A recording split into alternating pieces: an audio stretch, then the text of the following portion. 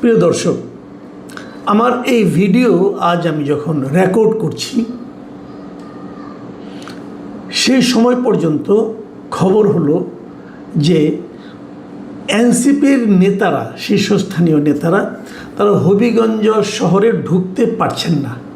তারা হবিগঞ্জ ঢোকার আগেই হবিগঞ্জেরই মিরপুর এলাকায় তাদের গাড়ি বহরকে পুলিশ আটকে দিয়েছে এবং আটকে দেওয়ার পর তারা ওখানেই রাস্তার উপর বসে পড়েছেন নাহিদ ইসলামের নেতৃত্বে শীর্ষস্থানীয় নেতারা। এর মধ্যে বৃষ্টি হয়েছে, তারা বসে থেকেছেন। তারাও ভেতরে ঢুকবেন, পুলিশের ভেতরে ঢুকতে দেবেন না, এরকম একটা পরিস্থিতি। প্রশ্ন হলো, দেশে এখন রাজনৈতিক পরিস্থিতি কি এমন হয়েছে যে একটা জাতীয় সংসদে তৃতীয় বৃহত্তম দলের নেতাদের এরকম রাজপথে বসে পড়ার মতো, অথবা কোথাও একটা শহরে তারা ঢুকবে, সেই শহরে তাদেরকে ঢুকতে দেওয়া হবে না, এমন একটা পরিস্থিতি কি উদ্ভব হওয়ার কথা? কেন এমন ঘটনাটা ঘটল? আমি এটা নিয়ে একটু কথা বলতে চাই। ঘটনাটা আপনারা জানেন যে গতকালকে যেটা হয়েছিল, মঙ্গলবার দিন, তারা সেখানে তাদের যে জুলাই পদযাত্রা, সেই জুলাই পদযাত্রা উপলক্ষে তারা হবিগঞ্জে গিয়েছিল আজকে, ওই গতকালকে। সেখানে তারা মিটিং করেছে। মিটিং করার পর তারা যখন ফিরে আসবে, সার্কিট হাউসে যাবে, তখন তাদের গাড়ির উপর বেপরোয়া হামলা হয়েছে এবং সেই হামলাগুলোর ভিডিও আমরা বিভিন্ন জায়গায় দেখেছি, সোশ্যাল মিডিয়ায় দেখেছি। একাধিক ভিডিও আমারও চোখে পড়েছে, আমার ধারণা আপনারাও দেখেছেন।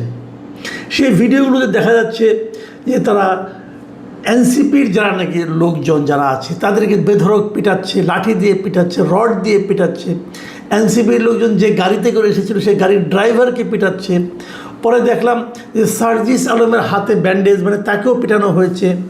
তো এই যে ঘটনাগুলো, এগুলো কেন ঘটল?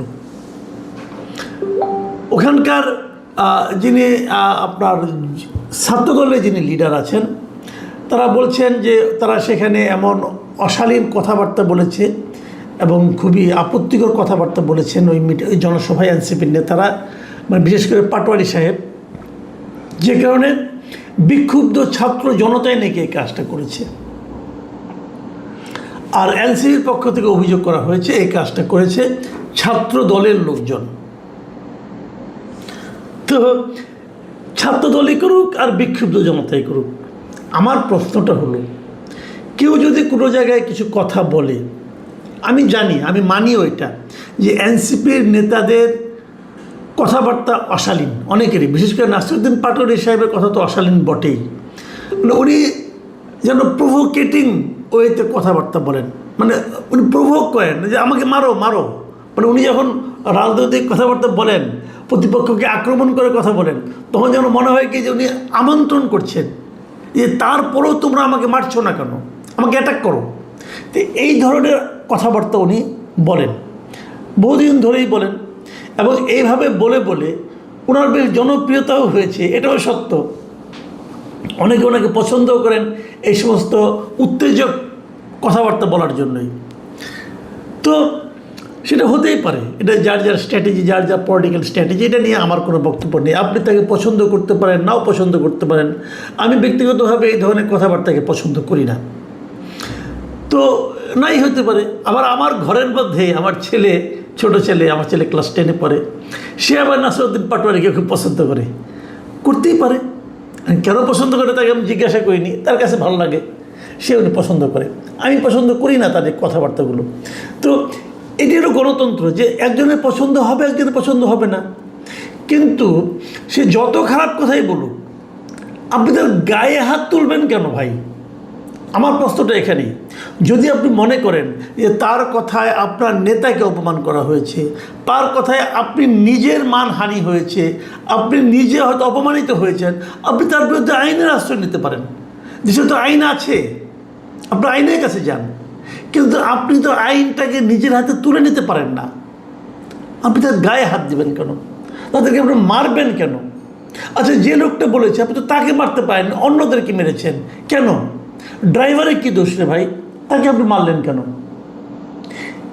এই যে মারাটা, ইচ্ছে করলে আমি একজনকে মারতে পারি, এটা হলো একটা মানসিকতা, এটা হলো একটা ফ্যাসিস্ট মানসিকতা। এই মানসিকতার প্রকাশ যে ঘটাবে সেই ফ্যাসিস্ট। সে যে দলে তাকে প্রশ্রয় দেবে, যে দল তাকে এই ধরনের আচরণ করার জন্য প্রশ্রয় দিবে, আশ্রয় দিবে, উৎসাহ দেবে, সেই দলটাই ফ্যাসিস্ট দল।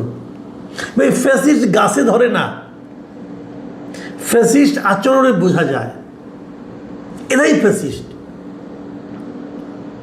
আমি অনেকগুলো ভিডিও দেখেছি, যারা মেরেছেন তাদের প্রত্যেকের চেহারা সেখানে স্পষ্ট। সেই চেহারাগুলোকে দেখে তাদেরকে কি ধরা হবে? এই জায়গাটাতে আমার প্রশ্ন। যদি তাদের ধরা না হয় তাহলে আপনি নিশ্চিত থাকতে পারেন এরা সব ছাত্র দল, যুব দল, অথবা স্বেচ্ছাসেবক দল, অথবা বিএনপি করে। যদি এদেরকে ধরে আইনের আওতায় না আনা হয় তাহলে আপনি নিশ্চিত থাকতে পারেন। আর যদি ধরা হয় তাহলে বুঝবো, ওই যে প্রধানমন্ত্রী অনেক বড় গলায় বলেছেন না যে উনি আইনের শাসন কায়েম করতে চান, তাহলে বুঝবো যে আইনের শাসন কায়েমের সদিচ্ছাটা আসলে ওনার মধ্যে আছে। ছাত্রদলের লোকেরা বলেছে যে এরা হলো বিক্ষুব্ধ ছাত্র জনতা। যদি ছাত্র জনতাও হয় তবুও তাদেরকে বিচারের আওতায় আনতে হবে, কারণ তাহলে তারা অন্যায় করেছে। একজন লোক আপনি জানেন যে সে খারাপ, জানেন, আপনি একদম নিশ্চিতভাবে জানেন সে দুষ্ট লোক, তাকে থামানো দরকার, আপনি জানেন, তারপরেও তার গায়ে আপনি হাত তুলতে পারেন না। তাকে আপনি ধরে নিয়ে পুলিশের কাছে দিতে পারেন, অথবা পুলিশকে ডেকে এনে তাকে ধরিয়ে দিতে পারেন, কিন্তু গায়ে হাত দিতে পারেন না, কারণ তার শরীরটা আপনার মালিকানার নয়, তার শরীরের মালিক আপনি নন। যেই মুহূর্তে তার গায়ে আপনি একটা লাঠির বাড়ি দিবেন, সেই মুহূর্তে আপনি হবেন একজন দুষ্কৃতকারী, আপনি হবেন একজন সন্ত্রাসী। এই সন্ত্রাসীদেরকে অবশ্যই ধরতে হবে, যদি সরকার মনে করেন যে তারা আসলে আইনের শাসন কায়েম করতে চান। দেখুন, আমি একটা ঘটনা বললাম, আরেকটা ঘটনা বলি। গত দুদিন ধরে দেখছি, সেটা হলো রাজশাহী ইউনিভার্সিটিতে গত 27 জুলাইয়ের ঘটনা। প্রথম কিছু স্টুডেন্টদের মধ্যে একটা বিষয় নিয়ে বিরোধ তৈরি হয়েছিল, সেটা মীমাংসা করতে গিয়েছিল বিশ্ববিদ্যালয় কর্তৃপক্ষ। সেই মীমাংসাকে কেন্দ্র করে বিরোধ আরও বেড়েছে, এবং এগুলো কী কী হয়েছে এগুলো আপনি পত্রপত্রিকা পাবেন। কিন্তু ঘটনা যেটা ঘটলো সেটা হলো যে পরশুদিন দেখলাম যে রাকসুর যিনি সাধারণ সম্পাদক মিস্টার সালাউদ্দিন আম্মার, এই সালাউদ্দিন আম্মার বিখ্যাত লোক, কিন্তু সে নানা জনের বিরুদ্ধে নানা কিছু করে, মবের জন্য উস্কানি দেয়, অনেক কিছু করে। আমার বিরুদ্ধে দিয়েছে মবের জন্য, তার আমরা অনেক ঘটনা শুনেছি। আমি হঠাৎ করে দেখলাম যে সে একটা বেলচা হাতে নিয়ে একজনকে মারতে যাচ্ছে, চিৎকার চেঁচামেচি করছে, তাকে মারবে, মেরে ফেলবে, অমুক করবে, তমুক করবে। এটা কারোর অধিকার তাকে কে দিল? সে বিশ্ববিদ্যালয়ের স্টুডেন্টরা তাকে ভোট দিয়ে সাধারণ সম্পাদক বানিয়েছে তাদের ছাত্র সংসদের। অবশ্যই এটা তার জন্য একটা বড় অর্জন। এই অর্জনের বিনিময়ে তাকে কি এই ক্ষমতা দেওয়া হয়েছে সে বেলচা দিয়ে কাউকে মারতে পারে? সে কি আইন নিজে বানাবে?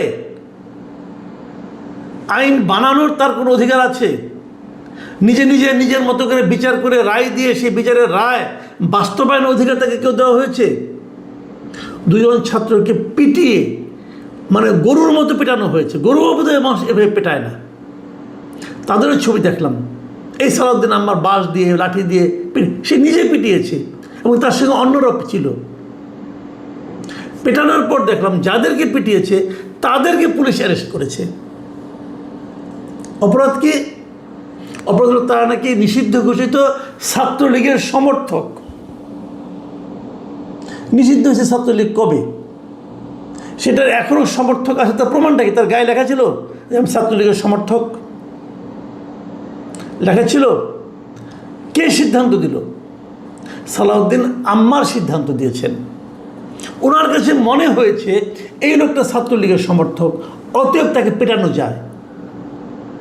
বাংলাদেশ কোনো বিশ্বের কোনো আইন এটাকে সমর্থন করবে? প্রশ্নটা তখনই ওঠে, আমরা কি একটা স্বাধীন সার্বভৌম আইনি রাষ্ট্রের মধ্যে অবস্থান করছি, নাকি আমরা একটা বর্বর রাষ্ট্রে অবস্থান করছি? আইন কি বলে? রাজশাহীতে কি কোনো আইন প্রয়োগকারী সংস্থা আছে? আছে নাকি তারা ঘুমাচ্ছে, চুরি পরে বসে আছে? এই প্রশ্নটা আমি করতে চাই। সাংবাদিকরা এটা নিয়ে লেখালেখি করেছে। পরে দেখলাম প্রেস কনফারেন্সে সালাউদ্দিন আম্মার এবং তার যে রাকসুর যিনি ভিপি, তারা আবার সাংবাদিকদের বিরুদ্ধে বলছে, তাদের বিরুদ্ধে অশালীন আক্রমণ করছে তারা।